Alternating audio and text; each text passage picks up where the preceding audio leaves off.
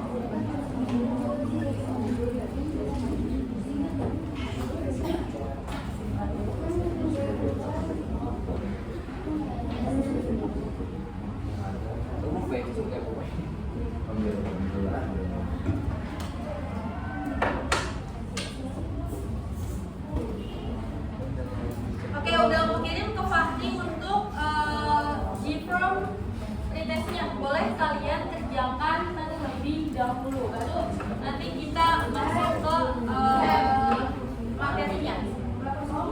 Cuma 5 kok. Aku kasih waktu 5 menit cukup. Tambahin 7 menit deh. Kalian di UTBK nanti PBM PPU tuh 30 menit untuk 2 subtes tahu. Satu subtes itu PBM itu 20 soal. PPU 20 soal, totalnya 40 soal itu 30 menit. Berarti satu subtes itu 15 menit. Ayo gimana cara mengerjakannya? Sudah ada yang pemikiran? Itu untuk itu kan UTBK, masa kamu bukan ChatGPT? Tapi memang untuk bahasa Indonesia sendiri ada beberapa trik mudah untuk mengerjakan. Tapi nanti kita bahas bareng-bareng. Jangan lupa diisi ya nama dan juga emailnya.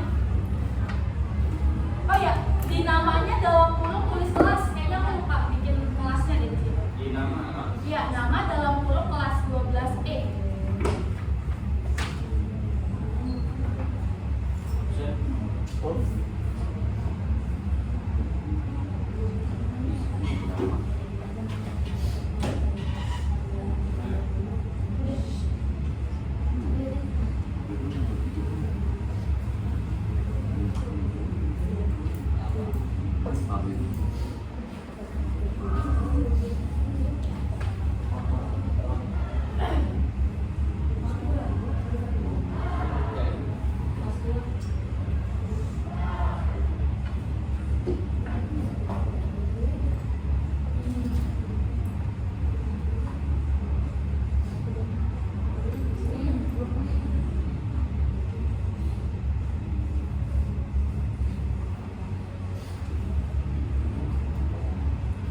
di bawah senam ya? Orang atas senamnya nggak sekolah. Nanti gua ini dulu, gua doain dulu.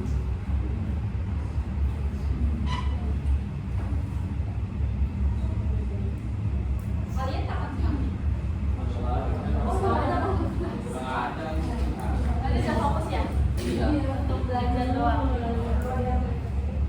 Tenang, paling kalian efektif belajar tuh cuma sampai harusnya sampai November ya. Abis TKA kalian puas? Libur. Abis TKA libur.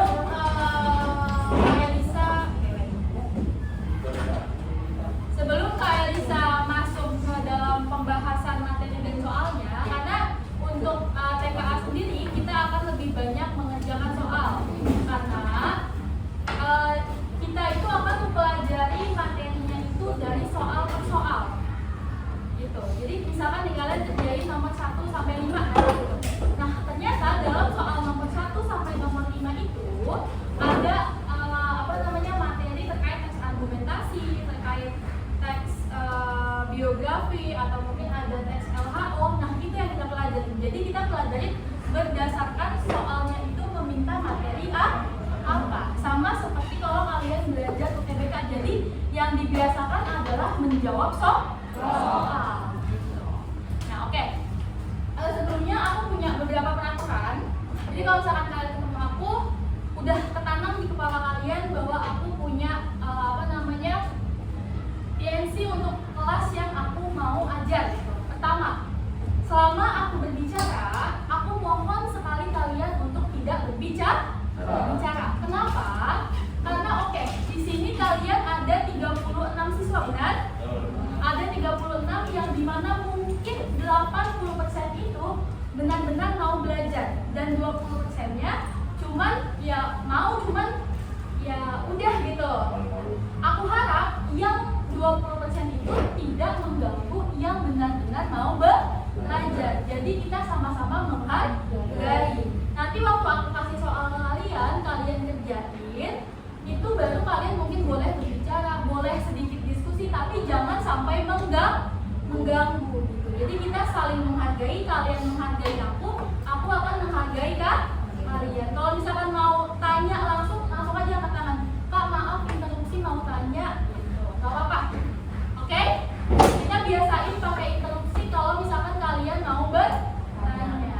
Langsung angkat tangan. Aku lebih suka seperti itu daripada kalian nanti pas udah selesai pelajaran ternyata nggak ada yang masuk sama sekali. Jadi walaupun kita itu belajar 90 menit dan cuma dapat 5 soal, pastiin 5 soal ini 5-5-nya materi-materinya masuk semua ke kepala kalian. Gitu.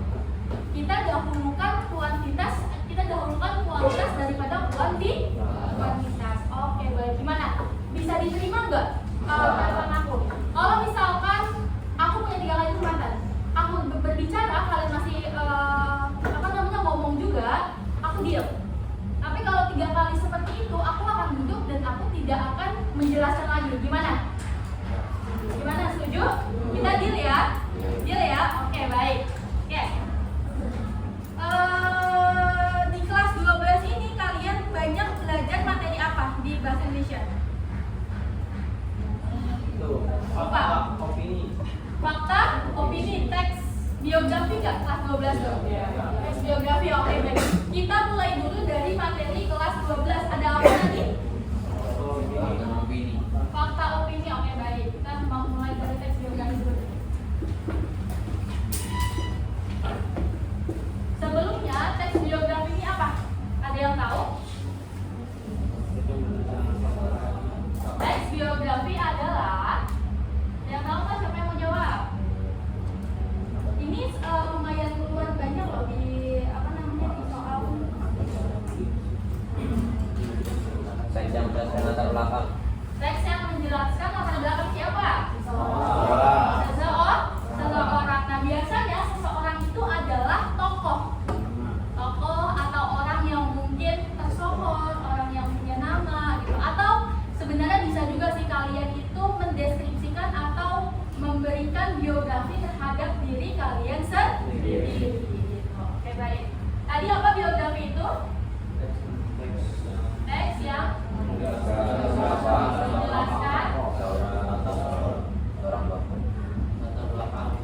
latar belakang sampai kehidupan loh. Latar belakang dan perjalanan seseorang. Nah, latar belakang ini bisa mencakup banyak. Ada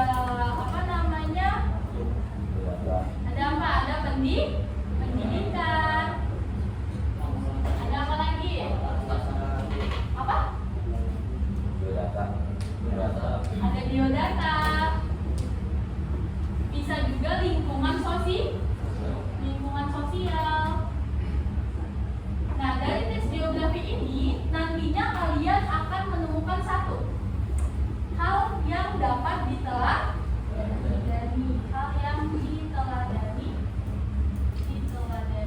Dari tokoh. Dan kalian juga akan mendapat apa? Keistimewaan.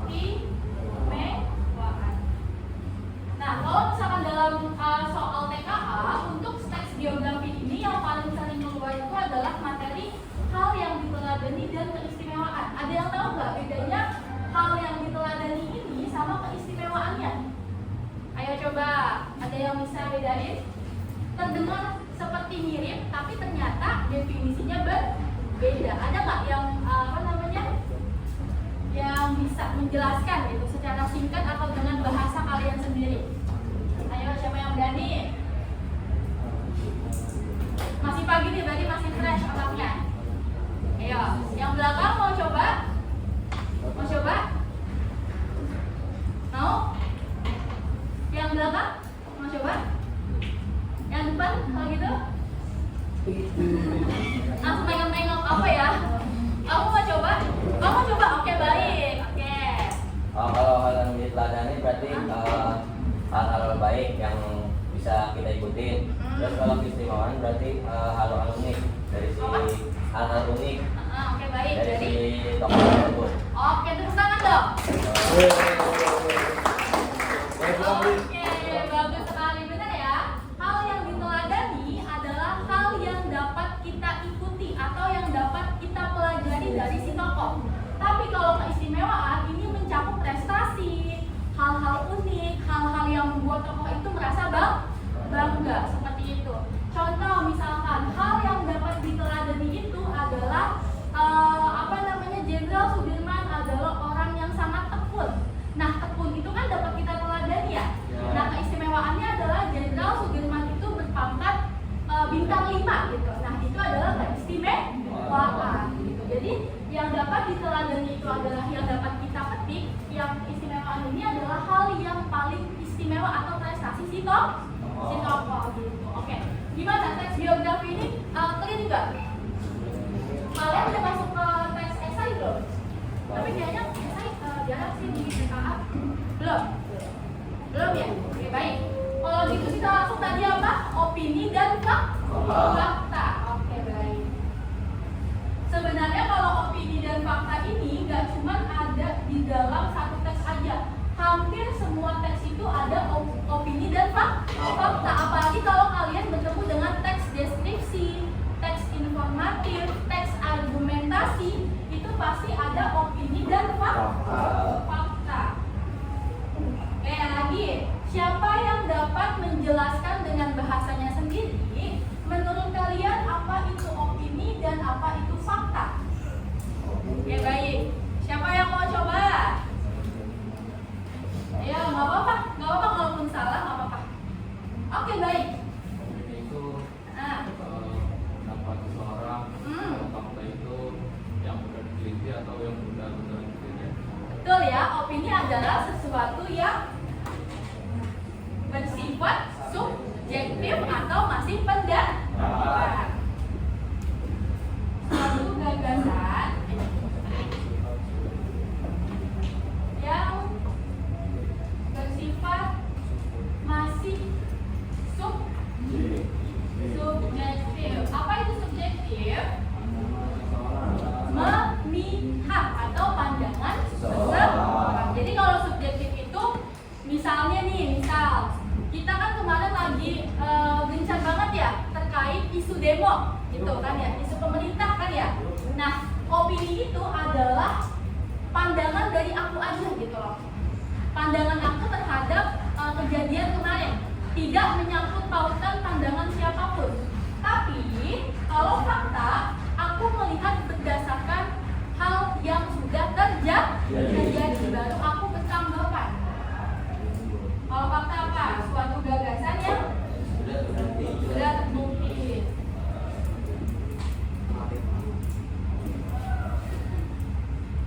Dan fakta ini bersifat apa?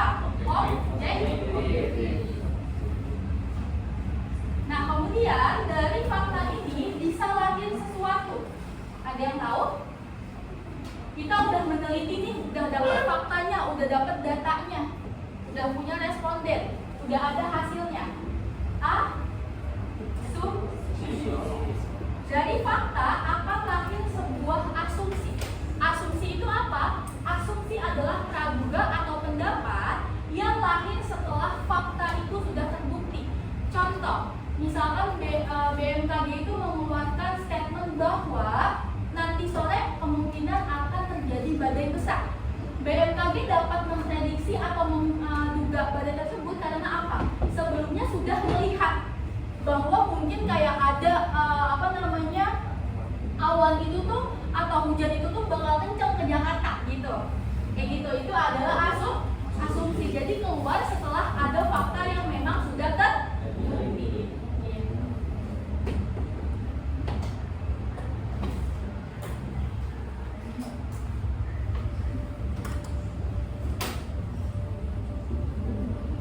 Gimana sampai sini, apakah ada yang mau ditanyakan?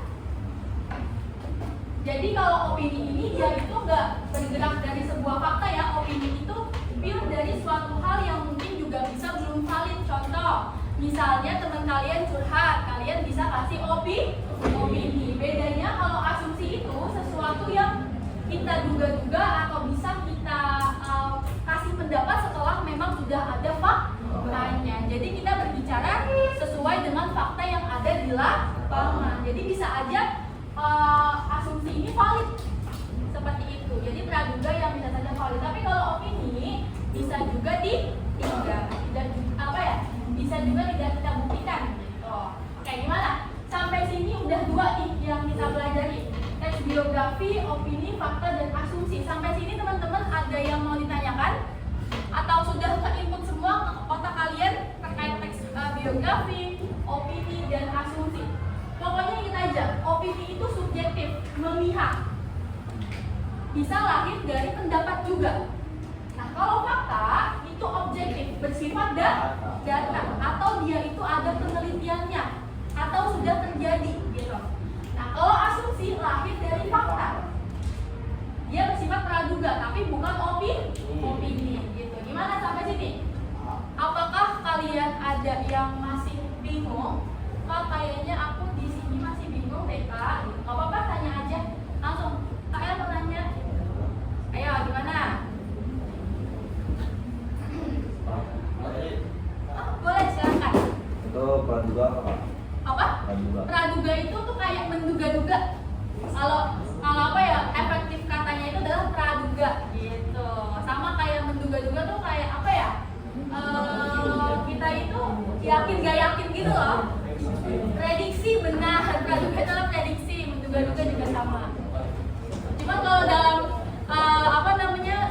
sebuah kalimat efektif biasanya kita menggunakan kata praduga atau prediksi gitu. Oke, gimana, ada lagi yang mau tanya? Kalau udah clear, kita bakal lanjut lagi ke materi selanjutnya. Kenapa? Gimana? Udah clear? Semuanya udah clear? Sepakat udah clear ya? Berarti semuanya udah tahu nih teks biografi, opini, dan fakta. Berarti kalau di akhir nanti aku tanya, kalian semua udah bisa ya? Oke, baik. Kita lanjutkan kepada teks narasi atau teks yang disebut sebagai teks cerita. Dalam soal itu juga banyak akan ada teks yang meminta terkait cerita. Nah, teks cerita itu adalah teks narasi. Jadi dalam teks narasi itu biasanya pasti ada dialog atau percakapan, bisa juga ada kalimat langsung dan tidak langsung gitu. Nah, teks narasi ini terbagi ke dalam beberapa lagi. Ada apa pertama? Ada cerpen. Apa lagi? Ya, ada yang tahu lagi? Kalian kelas 10 belajar teks hikayat nggak? Yang susah itu, yang bahasanya membingungkan itu. Belajar? Nah, teks hikayat juga tuh masuk narasi. Teks hikayat tuh teks masa lampau ya, yang bahasanya tuh benar-benar kayak sedikit nggak familiar kan ya. Oke, baik, apa lagi? Legenda, fabel masuk nggak ke dalam narasi? Teks narasi? Masuk. Oke. Legenda dan fabel, apa lagi? Novel masuk? Masuk. Apa lagi? Cerpen, hikayat, legenda, fabel, novel. Kalau puisi pantun masuk nggak? Enggak. Masuk atau enggak? Teks narasi ini kan gini ya bentuknya. Dia bentuknya paragraf. Kalau puisi pantun dia betul, bait berbait. Kalau puisi pantun ini adalah bait. Kalau ini paragraf. Jadi puisi pantun tidak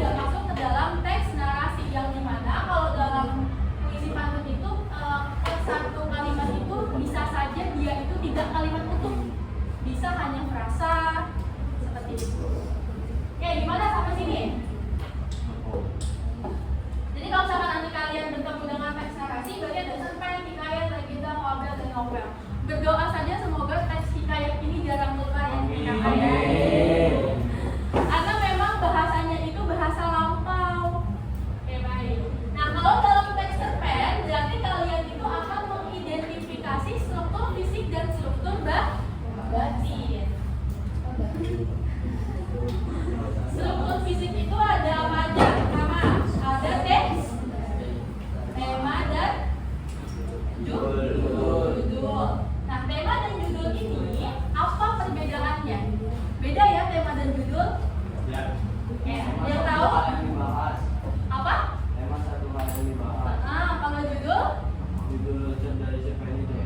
Judul dari kisah yang terbaik, betul ya. Tema itu adalah suatu hal yang dibahas. Nah, kalau judul itu hanya kata yang mungkin paling sering kita ambil di dalam cerpen atau kata yang ikonik, sesuatu yang ikonik, bisa tempat, bisa nama tokohnya, bisa juga kayak suatu hal yang pokoknya eye catching gitu. Jadi kalau misalkan judul itu bisa apapun, tapi kalau tema itu yang membahas keseluruhan si cerpen atau teks-teks lain gitu. Kayak misalkan tema itu kekeluargaan, temanya sosial, moral, judulnya misalkan kayak apa ya, kayak film yang lagi hits nih, Andai Ibu Tidak Menikah Dengan Ayah. Nah itu kan judul kan? Itu judul. Temanya kan tentang apa? Tentang keluarga, ya kan? Gitu. Apa? Menjuri, nah itu kan judulnya, temanya kok? Gitu. Jadi tahu ya, membedakan antara tema dengan judul itu adalah melihat dari isi dan juga kata yang paling ikonik gitu, yang mungkin kayak bisa kalian jadikan daya tarik pembaca atau penonton untuk karya sastra kalian. Kan judul itu kan yang akan apa ya, membuat pembaca itu tertarik, iya kan, benar kan? Coba aku kasih 2 contoh buku, misal Tentang Kamu sama The Architecture of Love. Mana buku yang menurut kalian lebih menarik? The Architecture of Love. Jadi judul itu memengaruhi pembaca untuk membuka atau membaca buku. Padahal sebenarnya 2 buku tersebut sama-sama bagus, sama-sama seru. Gitu. Oke, baik. Di sini ada suka baca nggak? Nggak suka baca novel? Banyak suka baca novel. Kamu suka baca novel? Ya suka baca anime? Jake. Kamu nggak suka? Kalau anime juga membaca sih, kalau anime itu. Tapi bedanya kalau novel kan kita mengimajinasikan ya, kalau anime itu udah ada apa ya? Udah ada komik itu udah ada gambar, jadi kan tinggal kayak ngeliat aja gitu loh. Oke, baik. Kedua ya, yang kedua itu setelah judul apa? Adalah latar. Ada apa aja latar? Ada tempat, waktu, dan suasana. Nah, untuk latar, tempat, dan waktu ini biasanya itu akan menggunakan preposisi. Kalau suasana biasanya cenderung menggunakan kata sifat. Nah, itu kita bahas lagi. Oke, baik. Yang ketiga, apalagi setelah latar, Kak? Alur. Ada berapa alur? Campuran. Oke, tahu ya berarti ya. Alur ada 3. Ada maju, mundur, campuran. Biasanya kalau alurnya maju mundur itu nanti tiba-tiba di pertengahan ada kayak apa ya, dibikin beda itu, benar, katanya beda lagi nanti. Setelah alur ada sudut pandang. Nah, sudut pandang ini sebenarnya banyak, tapi sebenarnya kalau misalkan kita lihat itu untuk kita sederhanakan ada 2. Ada sudut pandang orang ketiga dan sudut pandang orang pertama, itu dalam teks narasi. Bedanya apa? Kalau sudut pandang orang pertama kita gunakan kata pertama, aku, kamu, saya, anda, gitu. Kalau orang ketiga berarti si penulis nggak tahu, bisa pakai dia, mereka, dia, kalian, gitu. Dan juga bisa pakai nama orang, gitu. Jadi sudut pandang itu ada 2, ada orang pertama sama ada orang ketiga. Kalau orang pertama berarti si akunya itu yang menceritakan semua alur dalam ceritanya. Kalau orang ketiga yang menceritakan itu berarti penulis, akan penulis itu adalah dalang, seperti itu. Oke,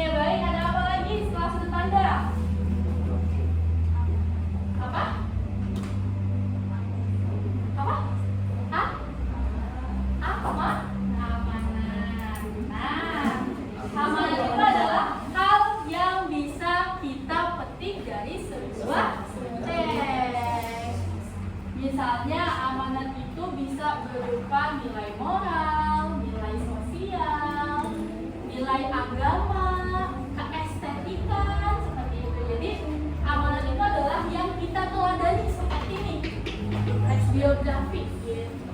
Nah, nanti dalam soal itu juga ada beberapa soal minta amanat. Yang terakhir ada gaya bahasa.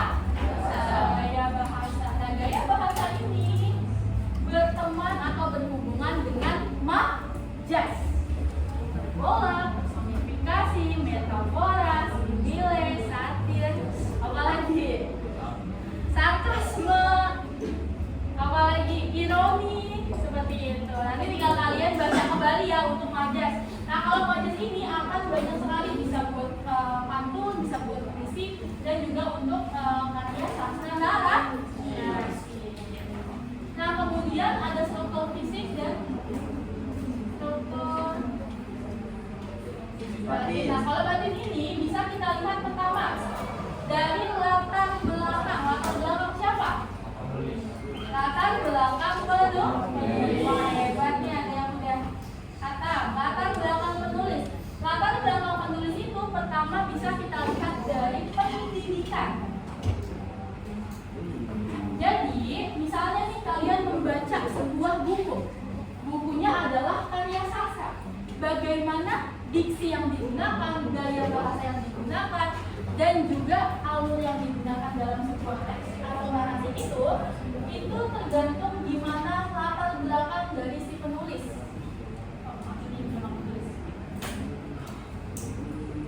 Pertama, pendidikan. Jadi pendidikan seorang penulis itu akan memengaruhi gaya bahasanya, kayak gitu. Kemudian ada apa? Latar belakang sosial. Misalnya penulis itu dulunya adalah orang yang tidak mampu, tiba-tiba jadi orang yang mampu, maka latar sosialnya itu dia juga bisa mendeskripsikan dengan detail bagaimana kehidupan orang-orang yang kurang mampu, karena sebelumnya dia sudah ada di sana, seperti itu. Seperti kalian misalkan sedang putus cinta, kalian menceritakan kisah cinta kalian itu dengan perasaan menggebu-gebu. Kenapa? Karena kalian sudah merasakan, seperti itu.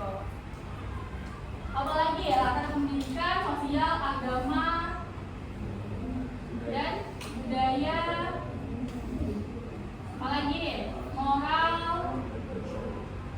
Jadi kita bisa merasakan bagaimana tulisan dalam sebuah narasi atau karya sastra itu dari latar belakang si penulisnya.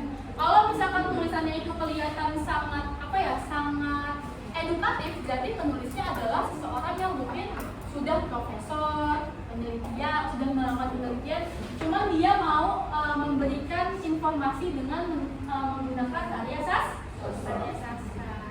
Gimana sampai sini? Apakah dapat dipahami dengan baik? Atau teman-teman ada yang masih kayak Kak Elisa, aku masih bingung. Gimana? Sudah? Sudah, oke, baik. Mungkin untuk materinya kita kunci dulu sampai sini. Kita coba mengerjakan soal dulu ya, 5 soal. Nanti kita bahas gimana? Oke? Gas, oke. Tadi ketua kelas aku kirim ke kamu ya. Oke.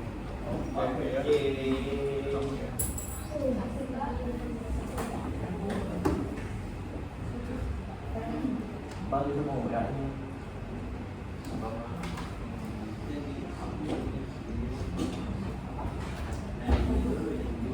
Sekarang udah bang. Sekarang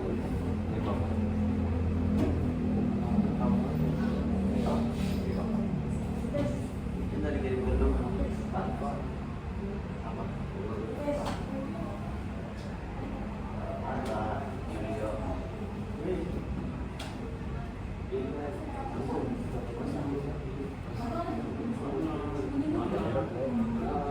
Oke, baik, sudah aku kirim ke ketua kelas. Nah, itu kan ada banyak sekali soalnya ya. Teman-teman kerjain sampai nomor 5 terlebih dahulu. Sampai nomor 5 aku kasih waktu satu soal itu 3 menit cukup. Berarti aku kasih waktu 15 menit. Oke? Oke, semua ya? Oh, ini Gilang Andika ada nggak? Ya, Gilang. Lagi dia apa? Izin. Kenapa izin atau? Izin. Izin ya.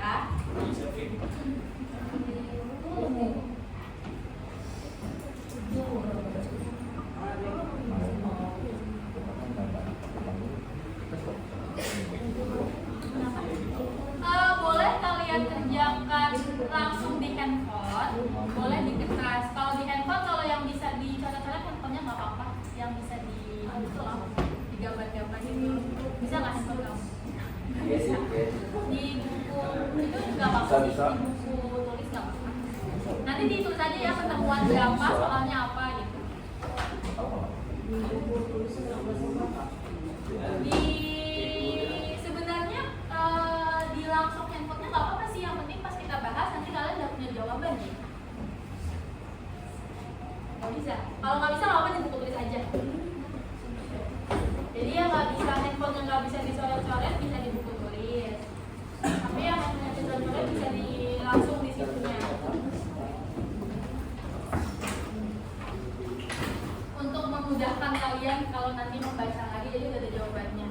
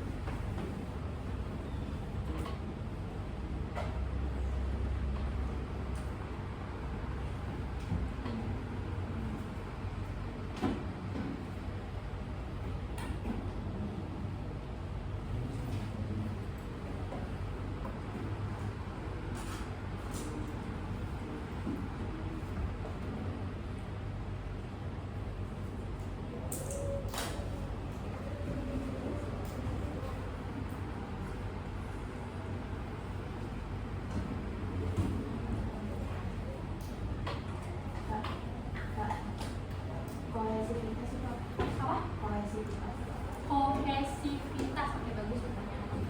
Kohesivitas itu kalau dalam, oke boleh, itu nomor 3 ya, apa 4? Oh nomor 5, oke baik. Oke, aku sedikit menjelaskan tentang kohesi dan koherensi. Kohesi dan koherensi. Kohesivitas ini masuk ke dalam kohesi. Apa itu kohesi? Kohesi itu ketika kalian membuat teks apapun itu, mau teksnya itu bentuknya deskripsi, narasi, argumentasi, dan lain sebagainya, kohesi adalah melihat teks dari ejaan yang disempurnakan. Jadi apakah teks tersebut ejaannya sudah benar? Apakah kalimatnya sudah efektif? Nah, berbicara ejaan itu banyak. Pertama, ada huruf kapital, ada huruf miring, kemudian ada apa lagi? Ada imbuhan, preposisi, dan konjungsi. Kalau kalian melihat kohesi, maka kalian melihat ejaannya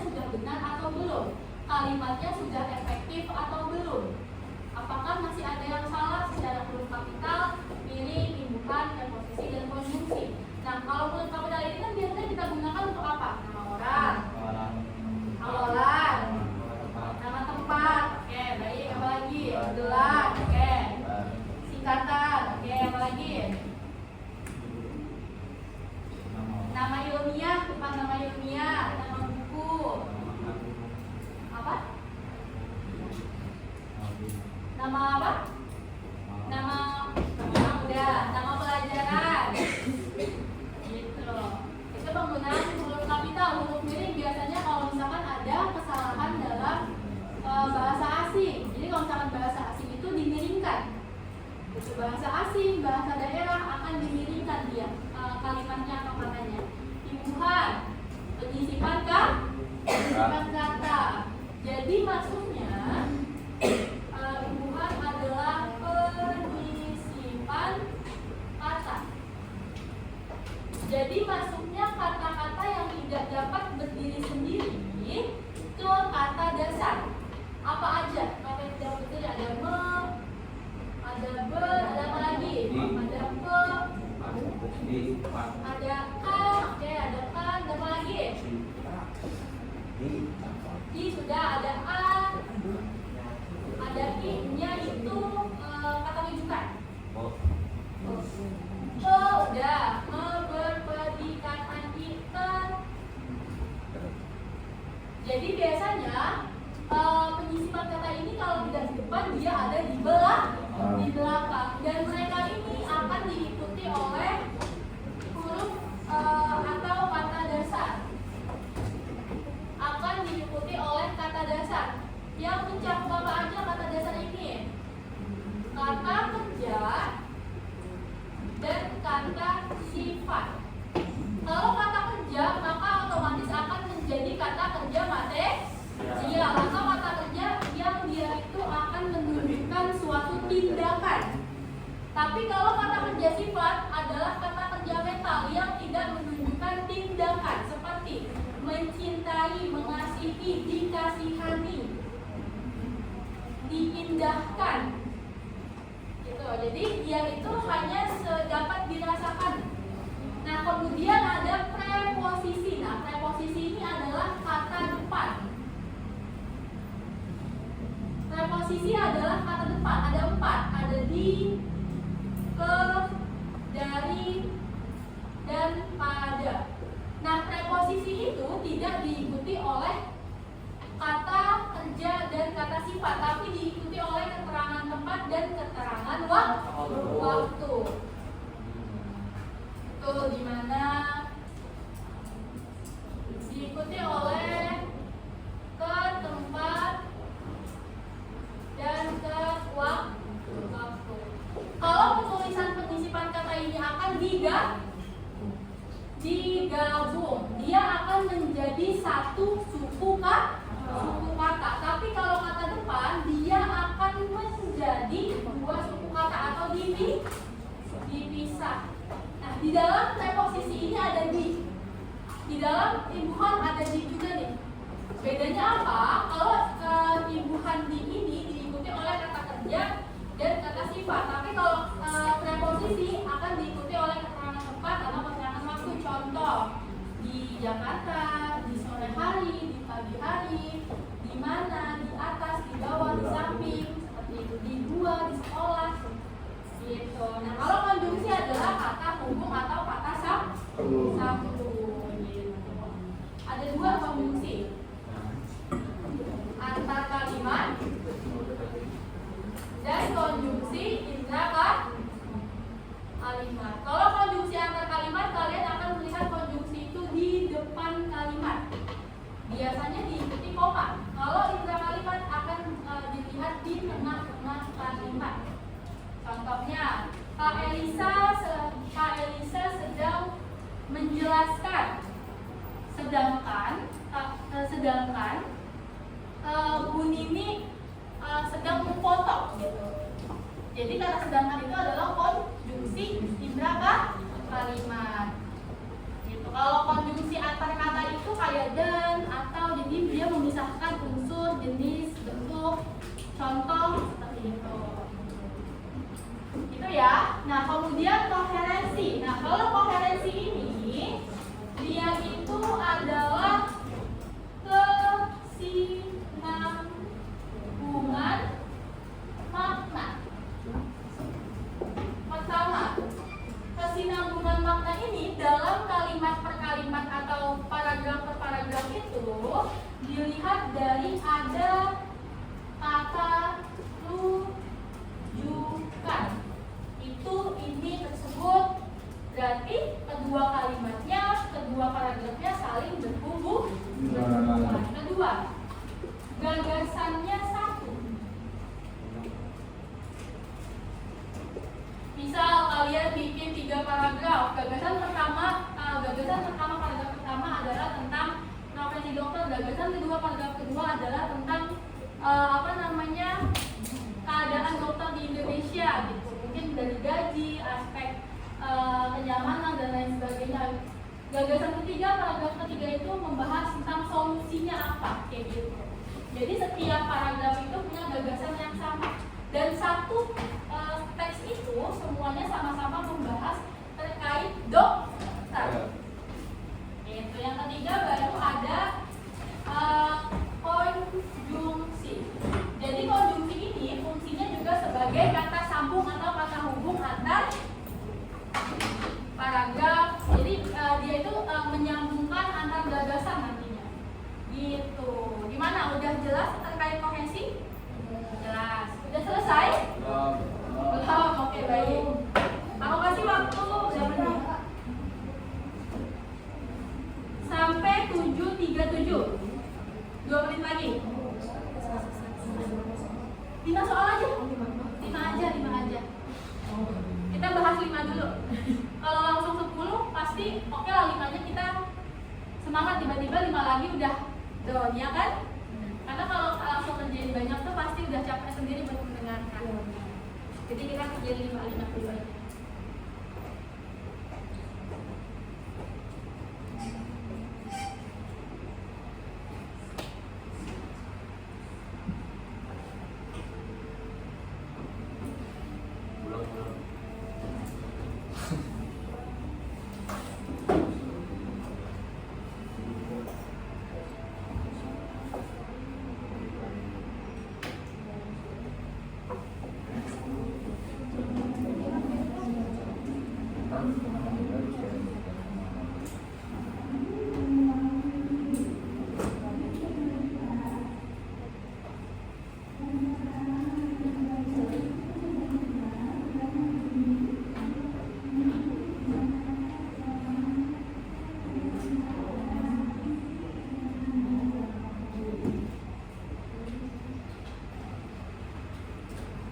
Jadi kalau misalkan nomor 5 itu kohesivitas itu bisa kalian lihat dari kohesi dan koherensinya.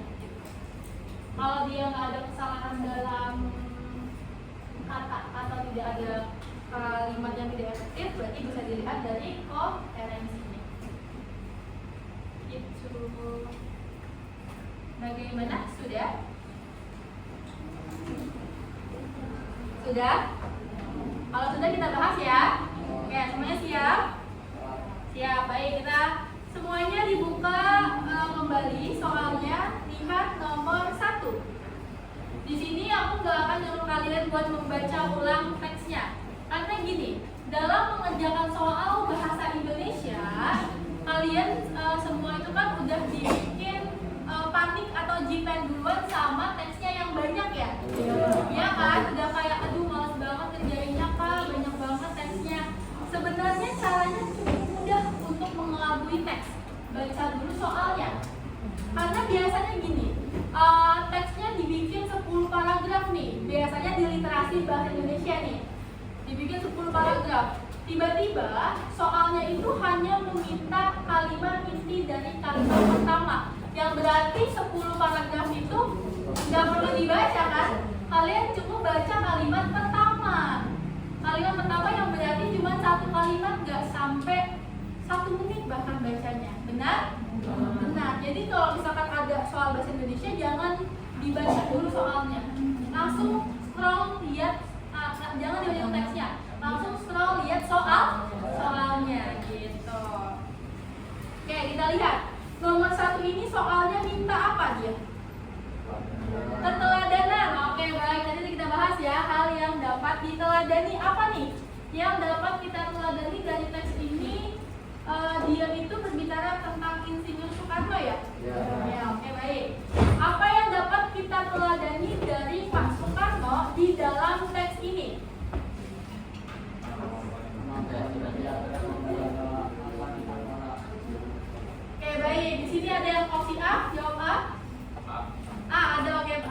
yang B?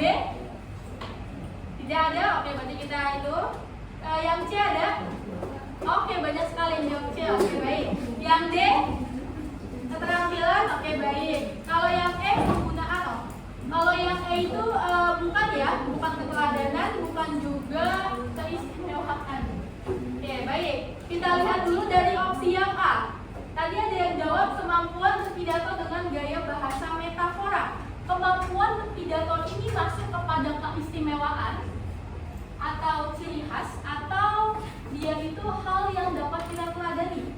Apakah kita harus selalu menggunakan kalimat metafora dalam berpidato? Tidak. Berarti itu ciri khas atau keistimewaan. Oke, baik. Kalau yang B nggak ada yang jawab tadi ya. Yang C, keyakinan akan persatuan dan adaptasi ilmu tanpa kehilangan identitas. Nah, itu hal yang bisa kita teladani atau tidak? Bisa. Berarti terkait dengan globalisasi ya. Kita bisa terus berkembang tanpa melupakan identitas kita sebagai bangsa Indonesia. Oke, baik. Berarti jawabannya adalah yang C. Nanti yang salah kalau apa ditulis aja ya. Oke, lanjut nomor 2. Ini mengaitkan antara globalisasi dengan keteladanan Soekarno. Itu sebenarnya gampang banget tuh, bisa kalian lihat dari kalimat soal nomor 1. Kan nomor 1 kan bilang keteladanan ya. Tinggal kalian kaitkan saja dengan globalisasi apa? Ada yang jawabnya A? Ada nggak A? Kamu A. Oke, baik. Ada yang B? Oke, banyak jawabnya B. Oke. Yang C? Ada yang C? Nggak ada. Oke. Kamu yang C? Oh, enggak. Kalau yang D? Enggak ya. Kalau yang E? E juga tidak. Oke, baik. Nah, sebelumnya kalian harus tahu dulu definisi dari globalisasi. Globalisasi adalah perkembangan zaman. Jadi zaman itu semakin bergerak ke arah yang lebih maju. Sekarang itu globalisasi dapat dilihat pertama dari pesatnya pertumbuhan di sektor teknologi. Udah ada AI sekarang. Bahkan sekarang handphone itu semuanya punya teknologi AI ya. Gitu. Kemudian pesatnya globalisasi juga dilihat dari budaya atau bahasa. Ya, makasih ya. Oh, kalian baca di situ ya? Oke, baik. Kemudian dilihat dari pesatnya pertumbuhan budaya asing. Dengan kalian di dalam keseharian itu menggunakan bahasa asing seperti bahasa Inggris, memasukkan unsur bahasa Inggris itu adalah salah satu bentuk dan contoh dari adanya globalisasi. Kayak kalian mau bilang, aku literally bingung banget ya. Itu kan udah dampak dari globalisasi kan? Atau kayak anyong teman-teman. Anyong itu kan bahasa apa? Bahasa Korea kan? Bahasa asing kan? Gitu. Kata Yana juga kan bahasa mana itu? Bahasa Korea kan? Bahasa ya. Berarti menunjukkan bahwa adanya globalisasi di setiap pertumbuhan dan perkembangan manusia. Bahkan tren-tren seperti Yana yang mungkin bukan bahasa Korea pun karena dia masuk ke dalam teknologi jadi bisa kita ikuti. Itu juga bentuk dari globalisasi. Gitu. Oke, baik. Kalau kita lihat keteladanan dengan globalisasi ini mana yang mungkin relevan? Kalau yang A, mendirikan universitas untuk bersaing di tingkat internasional. Mendirikan universitas itu contoh atau respon globalisasi? Contoh, kan membuat universitas itu walaupun tidak ada globalisasi tetap ada ya. Pendidikan akan terus berjalan. Walaupun mungkin kita sekarang nggak ada globalisasi tapi tetap ada yang namanya sekolah. Gitu. Jadi yang A itu dia adalah contoh ya. Kalau opsi B, memadukan nilai tradisi dan modernitas dalam kebijakan pendidikan. Apakah bisa? Jadi memasukkan nilai modern dalam pendidikan. Tapi kan keteladan Soekarno ini kan adalah tidak mengubah identitas bangsa Indonesia. Jadi apakah bisa? Bisa. Kalian memasukkan modernisasi dalam pembelajaran kalian, tapi tidak mengubah atau tidak merusak citra kita sebagai bangsa Indonesia. Gitu. Salah satunya adalah dengan tetap menggunakan bahasa Indonesia, dengan tetap menggunakan baju batik, dengan tetap menggunakan baju pramuka, dengan tetap upacara. Itu adalah cara kita dalam tidak terlalu terbawa arus dengan globalisasi. Gitu. Kalau yang C dan D, kalau C dan D itu sepertinya bertentangan ya, menggunakan bahasa asing justru bertentangan kan? Menghindari seluruh itu juga sama. Kalau yang E itu bukan ya, fokus pada pembangunan fisik sebagai simbol maju, lebih ke masih ada ambiguitas di dalam opsinya. Oke, baik, berarti jawabannya adalah yang B. Nomor berapa sekarang? 3. Nomor 3. Oke, nomor 3 adalah kata serapan. Kalian ada yang tahu apa itu kata serapan? Tuh, kata serapan adalah kata yang kita serap dari bahasa asing atau bisa juga dari bahasa-bahasa daerah gitu. Jadi kata yang kemudian ada di dalam Kamus Besar Bahasa Indonesia. Kalau dalam bahasa asing contohnya apa?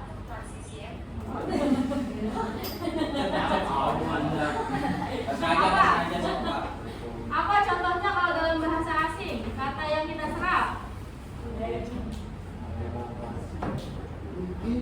Filosofis. Apa contoh kata dalam bahasa asing?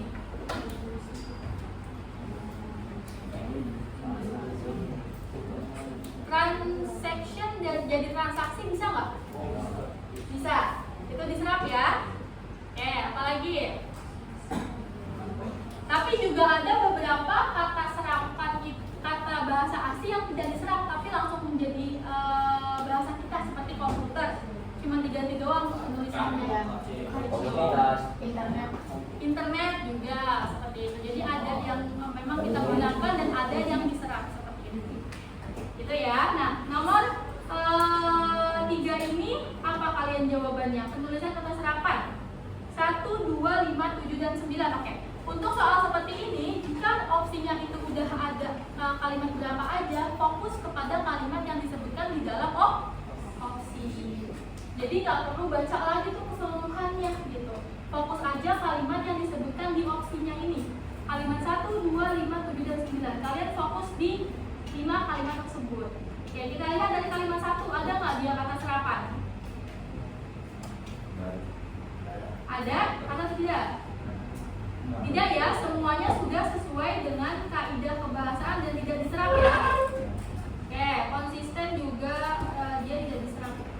Kebudayaan juga. Kalau kalimat 2,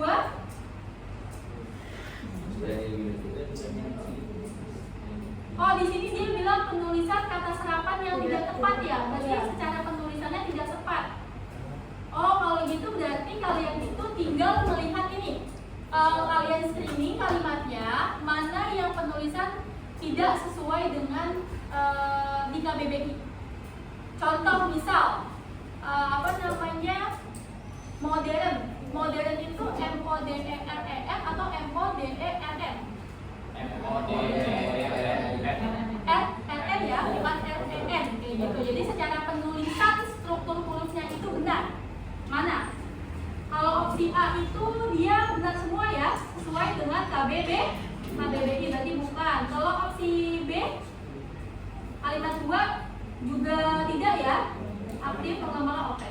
Sustainability itu kan dia bahasa asing ya. Berarti tidak salah kan dia? Gitu. Dia menggunakan bahasa asing. Kalimat 5 ada nggak kalimat 5 di sini? Kalimat 5 juga tidak ada yang salah ya. Antropologi benar. Meotia itu nama orang. Oke, benar ya. Nggak ada yang salah nih. Kalimat 7 Kalimat 7 mana nih? Beberapa kata bahasa asing yang telah filosofis atau filosofis? Filosofi. Oke, baik. Jadi jawabannya adalah opsi yang B. Kalau kalimat 9 juga nggak ada ya. Memelopori, benar itu, memelopori. Gitu. Coba perhatikan deh, di situ ada memelopori. Memelopori itu kata dasarnya apa? Melopor. Kita digunakan penggunaan imbuhan tadi. Kata dasarnya adalah melopor. Tapi kalau misalkan imbuhan tadi bertemu dengan K, T, S, dan P, otomatis akan dilebutkan menjadi me.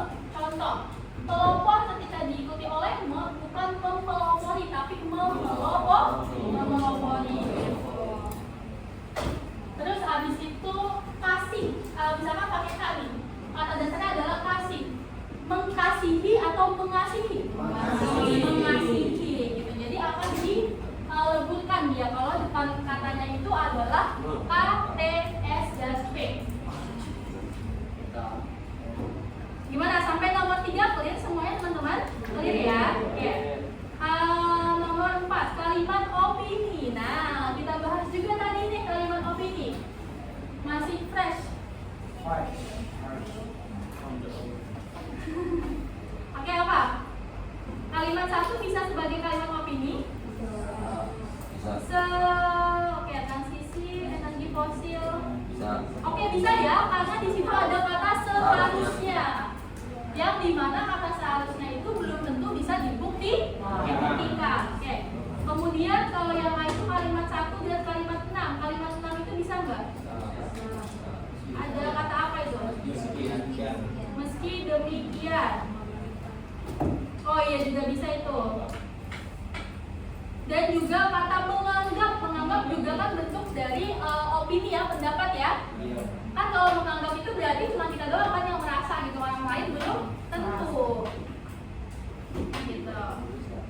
Berarti opsi A bisa kita pilih. Bisa. Kalau opsi B, kalimat 2 itu fakta ya. Dia ada data.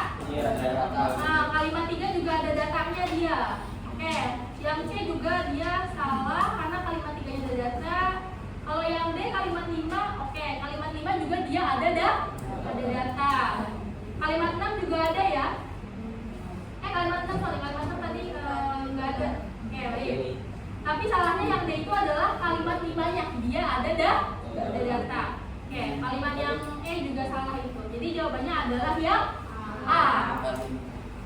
Jadi kalau misalkan mau menjawab opini seperti ini, lihat apakah ada kata yang mengarah atau menuju kepada pendapat. Seperti seharusnya, menganggap, meski demikian, seperti itu. Oke, terakhir kalimat 5. Kohesivitas. Kalau tidak ada yang salah secara gramatikal, berarti bisa kalian lihat secara kesinambungan. Mana yang salah? Kohesivitas paragraf kedua ditandai oleh ada kata apa kalau kohesivitas? Tadi kalau misalnya kesinambungan, ada kata penghubung dan ada kata rujukan. Apakah ada kata rujukan di kalimat paragraf kedua ini? Ada ya kata ini nih, kata ini di kalimat 7. Betul, dan sama kata karena ya. Kata meski demikian juga bisa sebagai kohesivitas, itu kan dia juga konjungsi antar kalimat yang diikuti oleh Oke, baik. Ternyata nggak kerasa ya, sudah 7.53. Kita cuma sampai jam 8. Yang penting, walaupun tadi yang aku bilang di awal, kita hanya membahas 5 soal. 5 soalnya ini semua materinya kalian sudah pasti tahu. Gitu. Kalau misalkan kita ujikan lagi, aku udah pede nih, kalian udah pasti benar. Gitu. Oke, baik. Aku kirim lagi post testnya ke ketua kelas.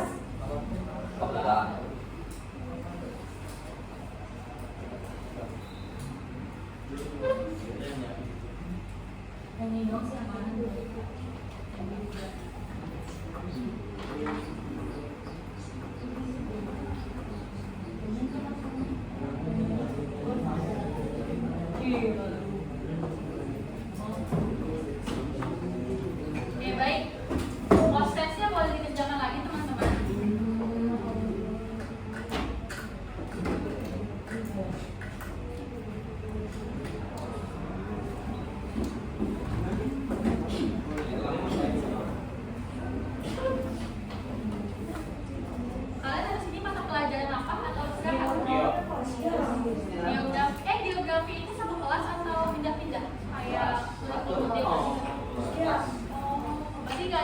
pelajaran yang penjurusan gitu ya? Jurusan IPA IPS. Oh, berarti kalian udah dipaketin IPA IPS. Soalnya kalian tahu SMA 28? Kalau SMA 28 tuh dia nggak IPA IPS, jadi satu kelas itu ada yang apa namanya milihnya beda-beda gitu loh. Misalkan kamu milihnya biografi, sosiologi, terus juga biologi kayak gitu. Terus kamu pas ada beberapa jam pelajaran itu kayak saling pindah kelas gitu loh, sesuai sama penjurusannya.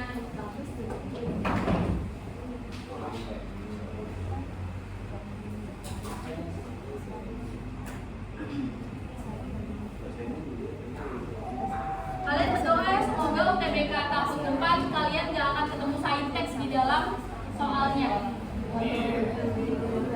Itu yang baik berfakulan saintek.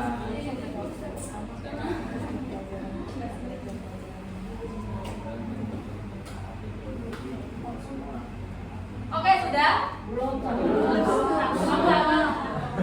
Baru banget.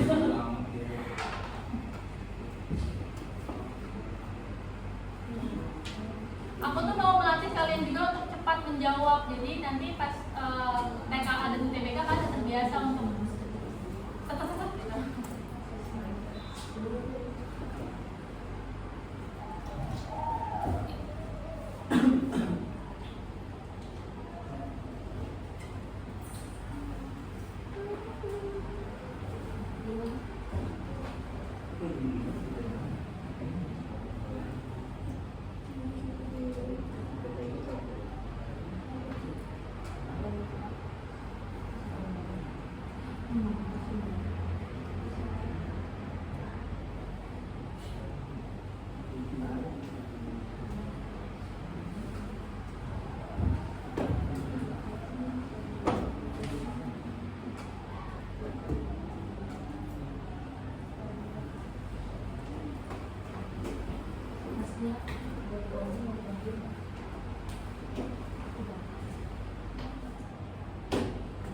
Boleh aku hapus ini? Boleh Pak.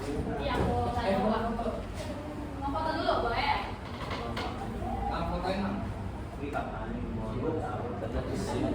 Dan Udah? Udah belum? belum kak.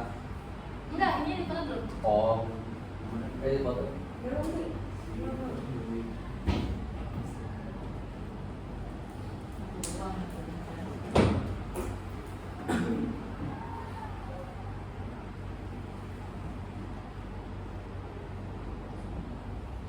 Sudah? Oke, aku hapus ya. Ntar aku tanya ulang.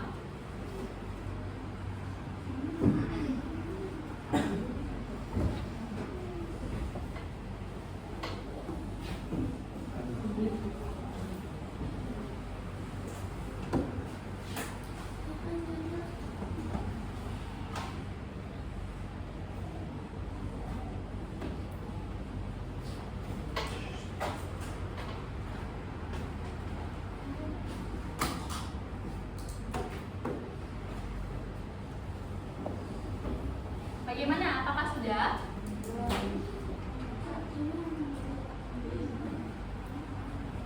Yang mana?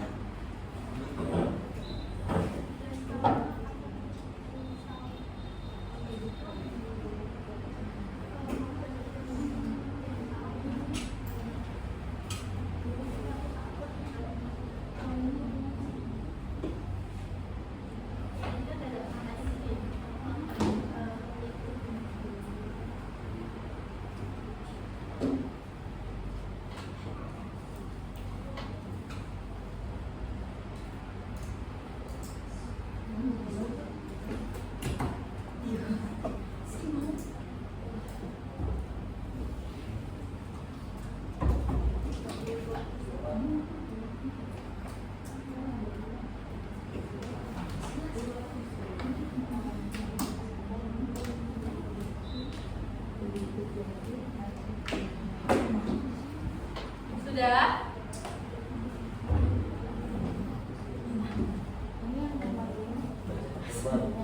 Oh, yang kata banyak tebal itu kalian lihat dari kalimat per kalimat aja, coba salah nulis itu harus nulis soal. Jadi kalian baca satu kalimatnya aja mana yang kira-kira ada kalimat yang katanya itu salah. Gitu.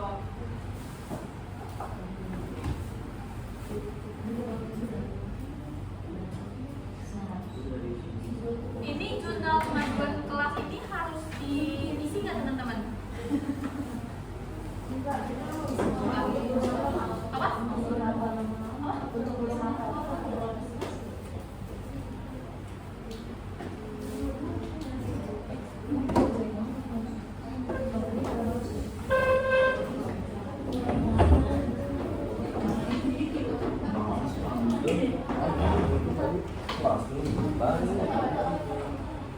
Sudah? Oke, baik. Kalau sudah,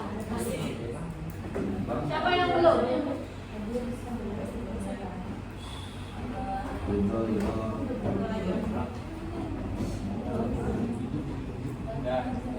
Ya, oke.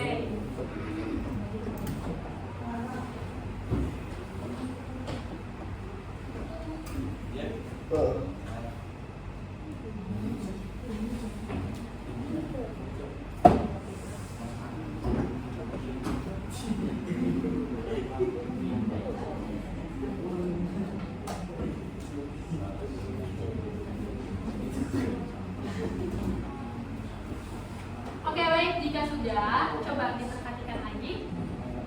Hari ini kita udah belajar apa aja?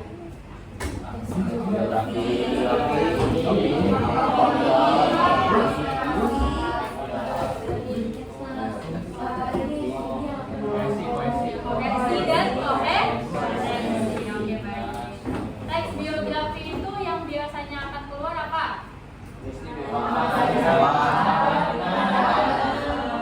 Oke, baik. Oke, bagus nih inputnya nih. Kemudian koherensi biasanya apa yang ditanyakan? Tentang ejaan dan kesinambungan makna. Nah, oke, apalagi ya? Siapa yang bisa menjelaskan terkait fakta dan opini dengan apa yang sudah kita tuliskan tadi? Kamu, oke, baik. Ini itu tentang pandangan seseorang. Kalau fakta itu yang sudah terbukti atau yang sudah fix. Oke, baik, keterangan. Oke, aku sekarang. Fakta itu akan melahirkan apa? Asumsi, baik. Asumsi itu apa? Praduga yang muncul setelah adanya fakta. Oke, baik. Teks narasi sekarang. Siapa yang bisa menyebutkan teks narasi itu apa aja? Kamu, oke, baik. Oke, tepuk tangan. Oke. Nanti kamu katakan juga ya. Nah, di dalam teks narasi itu biasanya akan keluar apa?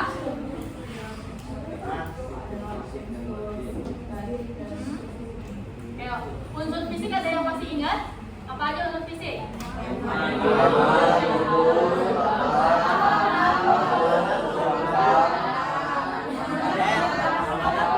Oke, baik, tepuk tangan. Berarti aku pede sekarang kalian semua udah menginput materi yang aku berikan dengan baik. Dengan begitu ketika nanti ada soal terkait materi yang tadi aku jelaskan, kalian sudah benar menjawabnya.